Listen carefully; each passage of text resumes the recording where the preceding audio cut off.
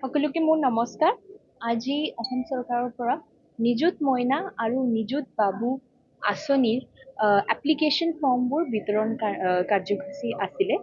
আমাৰ 12:30 PM এই প্ৰগ্ৰামটো আৰম্ভ হ'ল।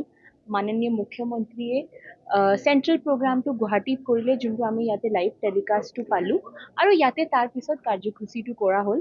আমি আনুষ্ঠানিকভাৱে পাঁচটা ল'ৰা ছোৱালীক এপ্লিকেশ্যন ফৰ্মো বিতৰণ কৰিলোঁ।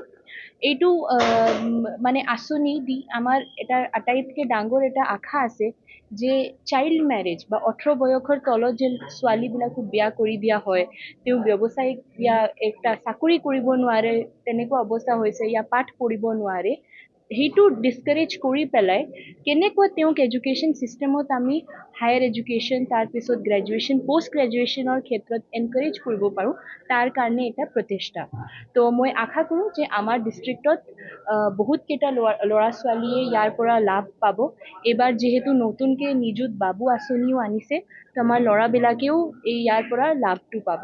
বহুত বহুত ধন্যবাদ। কামৰূপ জিলাত কিমান নিযুত মইনা আঁচনি ডিটেইলটো নাই মোৰ হাতত, সুধিব লাগিব এইবাৰ, বিকজ কোনে কোৱালিফাই কৰে, কোনে কোৱালিফাই কৰা নাই, এইটো এতিয়ালৈকে ফাইনেল নহয়, যিহেতু এডমিশ্যন এতিয়াও চলি আছে।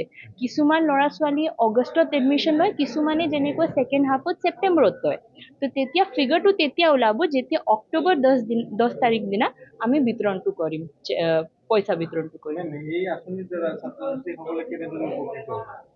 চ' আমি বহুত কেইজনত চাইছোঁ যে ছোৱালীবিলাকে আৰু বহুত কেছত ল'ৰাবিলাকেও পাঠ পঢ়িবলৈ সক্ষম আছে, ইচ্ছাও আছে, বাট ঘৰৰ আৰ্থিক অৱস্থা ভাল নাই, বা যেনেকুৱা আজি আমাৰ বানপানীৰ সংস্কৃতি হৈছে আপাৰ অসমত, তো তেতিয়াহ'লে তেওঁৰ কাৰণে বহুত দিগদাৰী হয় স্কুল কলেজত আহি এডুকেশ্যনটো কণ্টিনিউ কৰিবৰ কাৰণে।